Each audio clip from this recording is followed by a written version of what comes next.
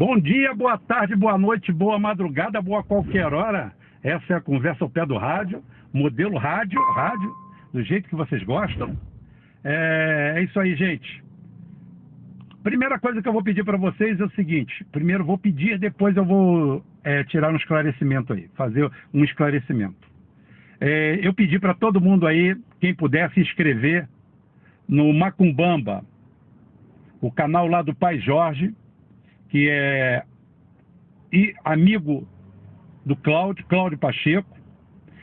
Eu não pedi para ninguém entrar para a religião não, tá? Eu pedi para vocês acessarem o canal. O canal, ontem uma pessoa escrota chegou aqui, dizendo que aquilo é ocultismo, é isso, é aquilo, aquilo outro. Aprenda a ter cultura, aprenda a conhecer a cultura dos outros, respeitar a cultura alheia. Não é só a sua religião que vale, não. Eu, por exemplo, respeito a religião de todo mundo. Eu só não vou respeitar uma religião em que um pastor se joga no chão, diz que está morto e que vai ressuscitar a hora que jogarem dinheiro em cima dele. E se eu tiver um rolo compressor, eu passo em cima.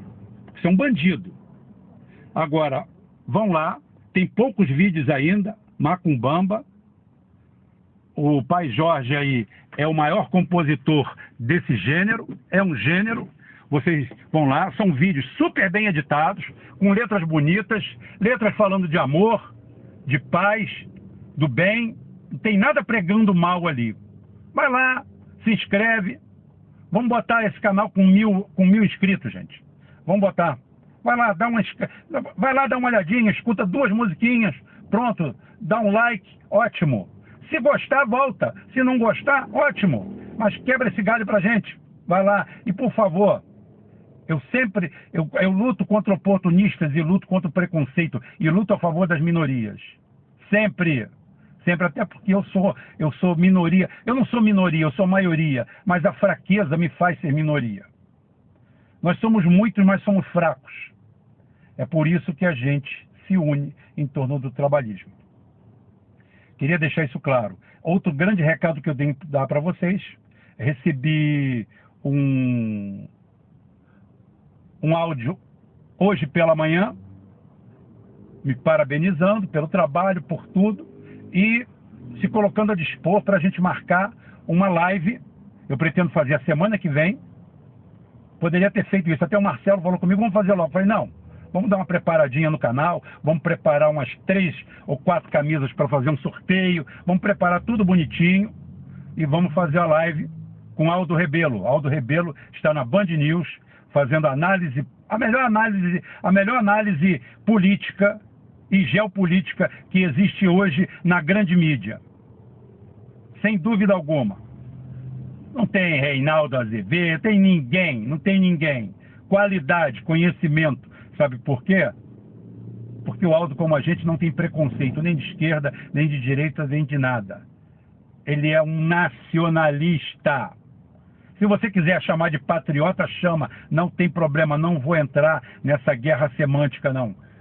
Nacionalista, trabalhista, homem do povo, homem vindo do interior, que foi para a cidade grande, venceu e está aí, conhece todos os mundos. Então, semana que vem, isso daí.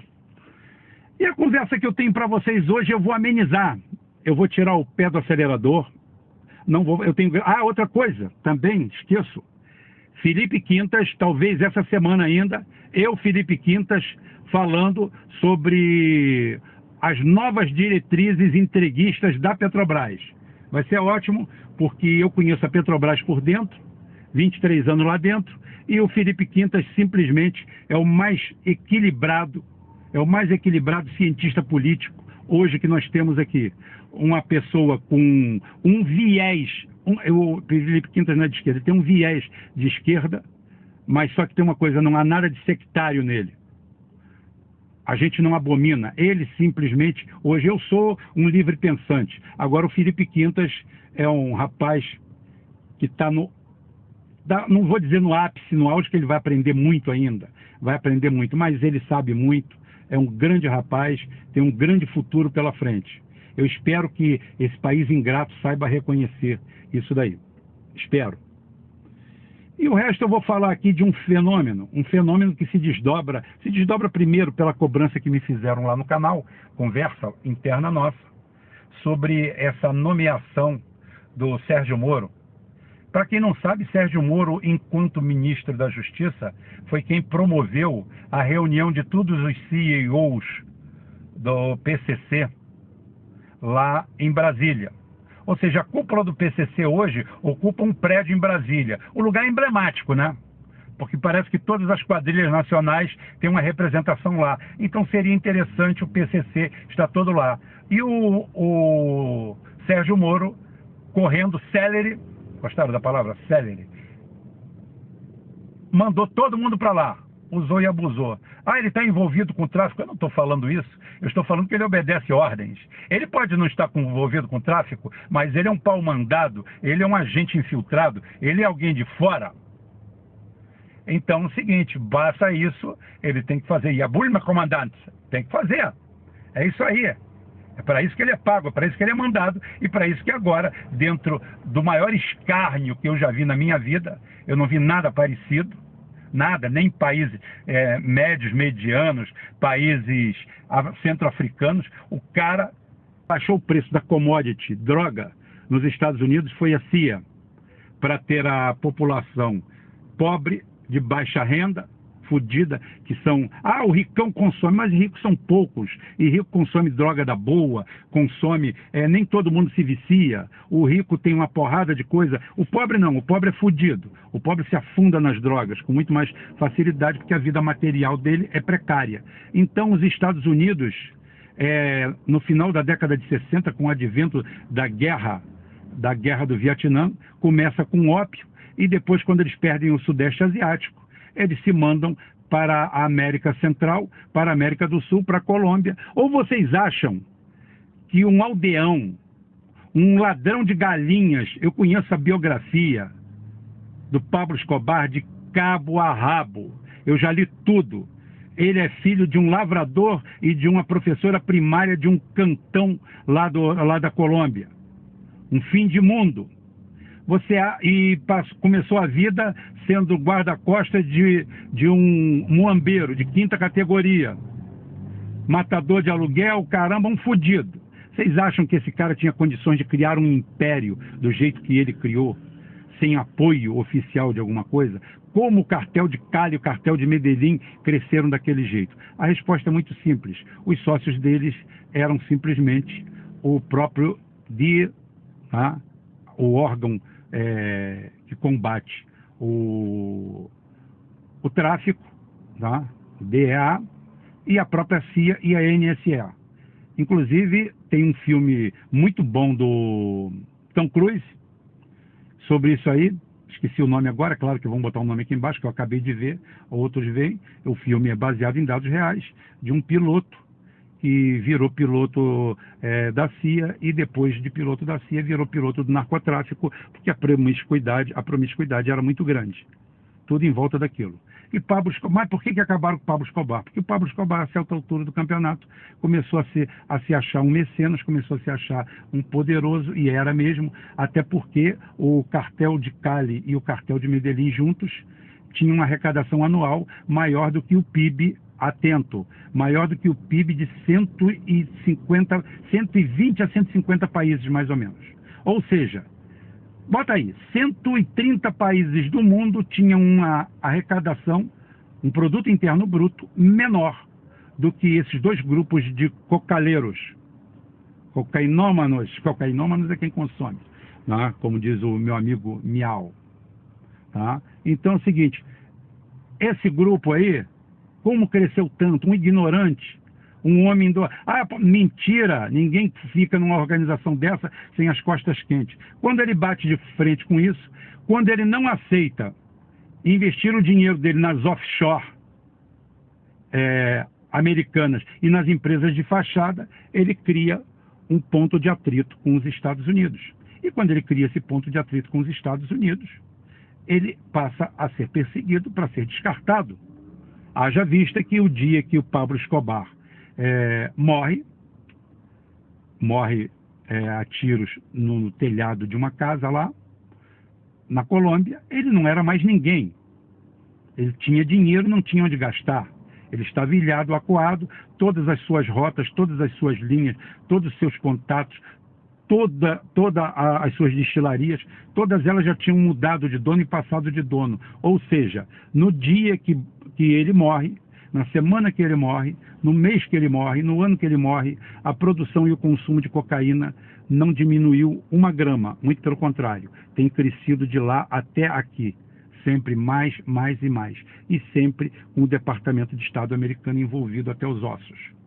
Essa é a realidade. E é por isso que é mais um presente que esse Moro deu pra gente, colocar todos lá. Por que, Rubem, você abordou isso? Ora, nós estamos falando do assalto de Criciúma. O assalto de Criciúma, eu já abordei ontem, eu divido em duas partes. Tá? O assalto de Criciúma é um assalto feito pelo PCC, obviamente, porque precisou de mais de 1 milhão ou 2 milhões de planejamento. As informações são hiperprivilegiadas e o montante beira os 100 milhões de reais. Como eu já falei ontem, não vou repetir aqui, aquilo ali é a área metropolitana carbonífera, várias indústrias, final de ano, adiantamento de 13º, foi para irrigar de dinheiro a região.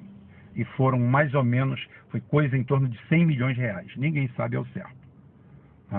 Uma coisa que estava passando, porque era corriqueiro fazer isso. Falo para vocês, esse ataque que se tem de pelanca da esquerda, a polícia, o caramba, porque a polícia...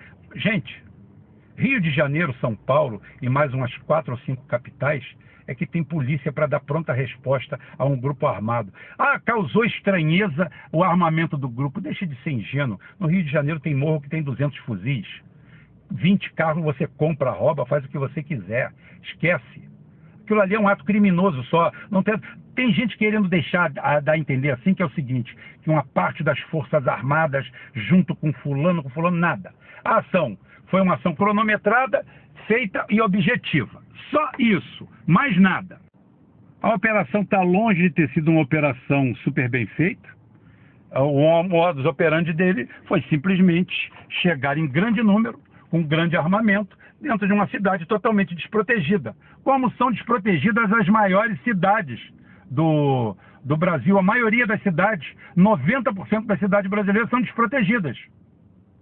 Rubem, como se combate isso? Calma, eu vou falar para você. Calma, fica tranquilo.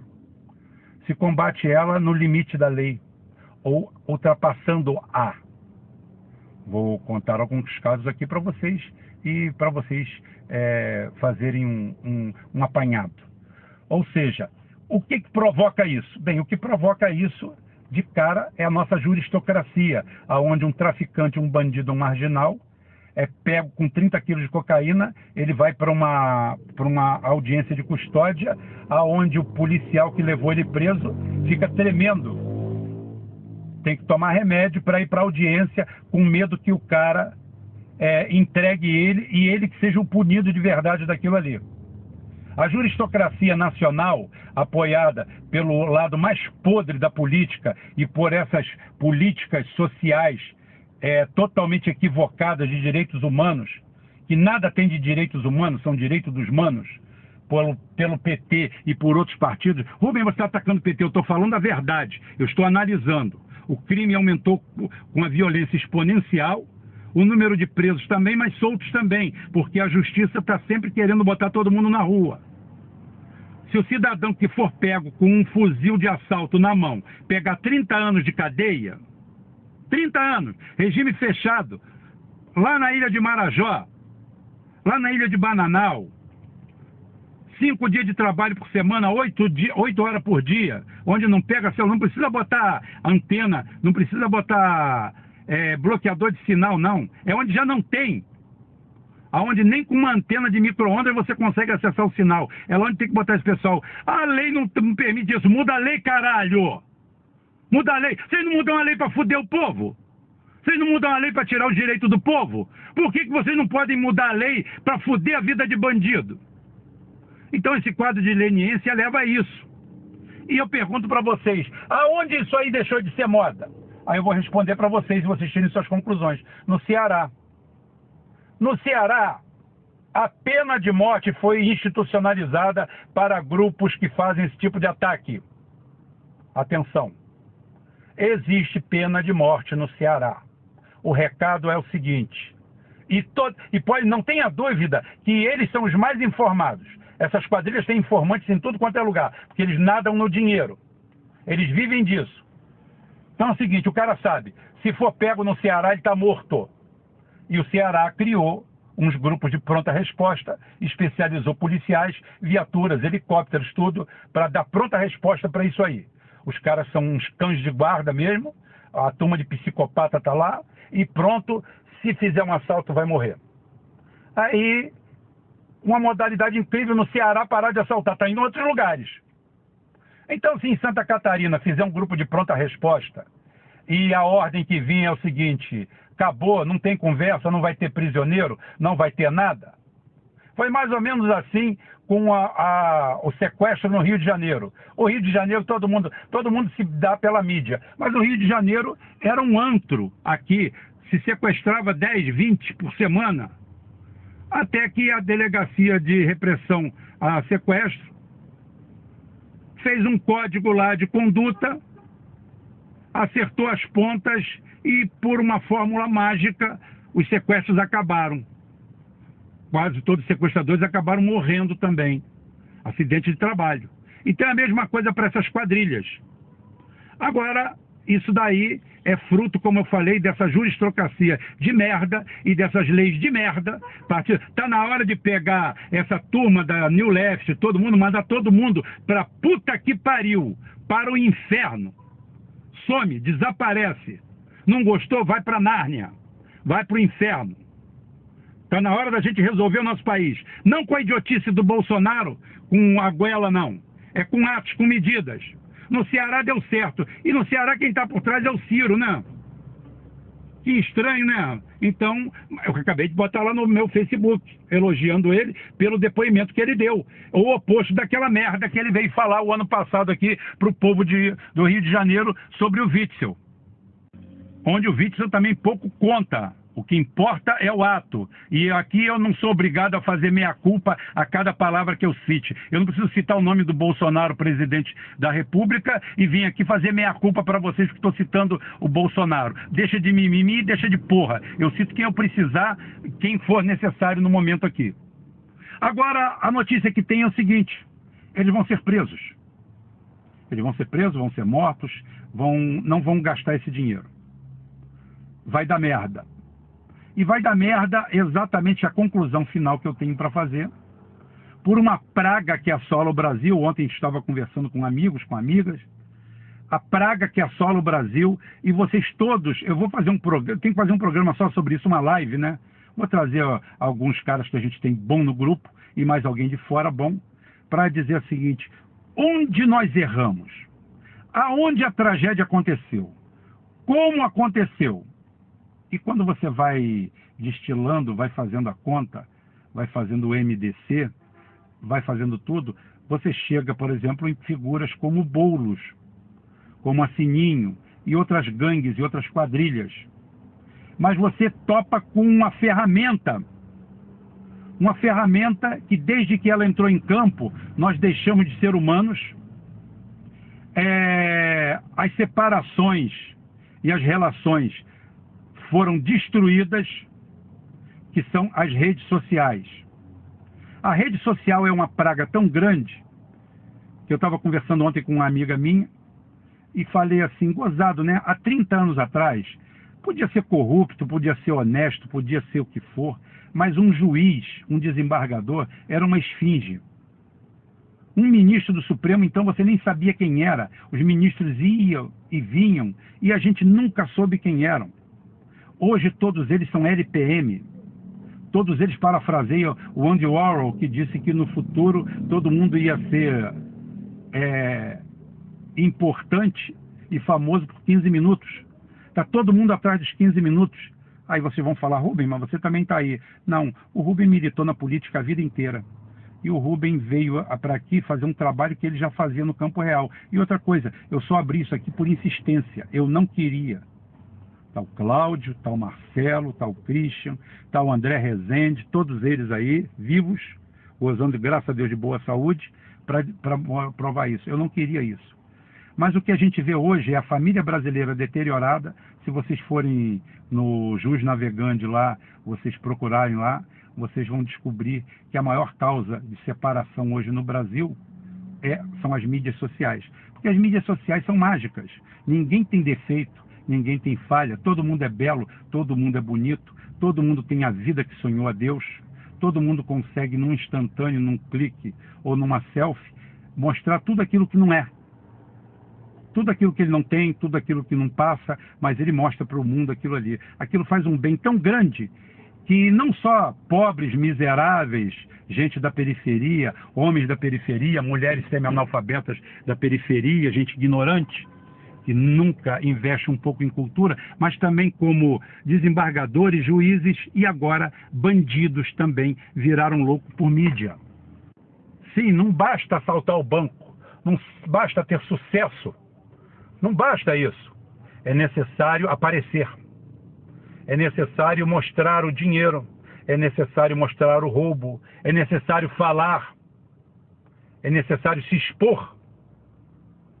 E muitas vezes o cara, numa dessas, dá a senha, dá o sinal, porque do outro lado existe um grupo de rastreamento, informação e contra-informação muito poderoso, porque a polícia, o Estado brasileiro é poderoso, sim, não é instantaneamente ali, para pronta resposta. Até porque quem vai atacar não diz aonde vai atacar. Com a ousadia que nós temos, você ataca qualquer lugar. A maioria dos guardas de Londres não usa nem arma. Ele usa a autoridade do Estado. Ele coloca a mão em você e esteja preso, esteja detido. É o Estado que está fazendo isso com você. Ele, na realidade, quando ele bota a mão no seu ombro e diz que você está preso, ele chega e pergunta como procurador o que ele pode fazer. Ele pode acionar 1, 2, 3, 4, 10, um comando, um helicóptero, o que ele precisar, porque ele é o Estado. É isso que a gente tem que ver quando se atira num carro da polícia e aparece o Marcelo Freixo para ver com peninha se a arma do cara engasgou na segunda rajada. Quando todo mundo deve ter o tratamento exemplar quando enfrenta o Estado e o bem comum. Nós, no caso. Mas essa turma vai ser pega por causa disso. Porque nós estamos numa era estranha e estamos em contato com a maior praga. O que poderia ser a nossa salvação, também é a nossa ruína.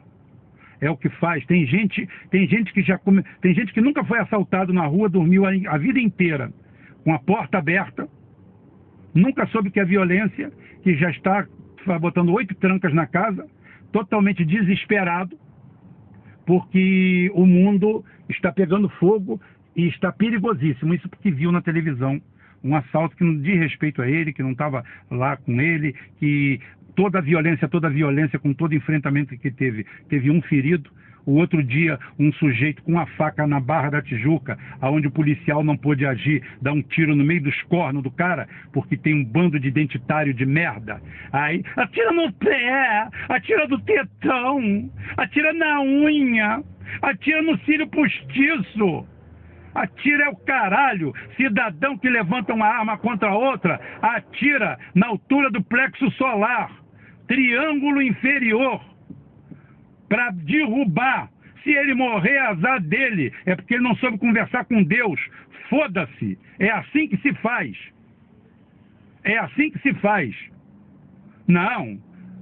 Tem que preocupar com ele, com o bandido, com isso, com aquilo. E um cara sozinho fez mais violência do que lá. Porque dinheiro, pra mim, tô nem aí. Não era meu, tá? Pouco me lixando. Tomam a cidade, fazem uns cações na cidade, fazem muito barulho, muita coisa. Mas no final das contas, a violência, teve um policial, fiz a homenagem a ele aqui, rogo que ele melhore de saúde. Não sei como ele está, tomara que ele se safe. Mas o que eu falo é que proporcionalmente, coisas que não rolam um centavo, tem muito mais violência, tá, envolvida. Inclusive esse próprio tiroteio onde o policial foi, mostrou a falha da operação, porque essa operação provavelmente foi feita nem para isso, para ter isso aí. Mas é isso aí, gente. As redes sociais são o céu e o inferno. Atualmente mais o inferno do que o céu do Brasil, porque só produz idiotas, imbecis, gente iludida, gente que consegue assaltar um banco e no dia seguinte se entregar de uma forma ou de outra. Ficamos por aqui. Também tenho que falar alguma coisa das camisas, mas eu falo amanhã. Já passei direto. Até amanhã, se Deus quiser, e Ele vai querer.